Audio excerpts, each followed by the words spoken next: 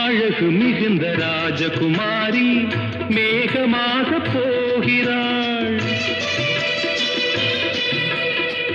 ஜரிகை நெளியும் சேலை கொண்டு மலையை மூட பார்க்கிறாள். பள்ளம் சிலர் உள்ளம் என ஏன் படைத்தான் ஆண்டவன்? பட்டம் பெற தேடுகின்றேன், எங்கே அந்த நாயகன்?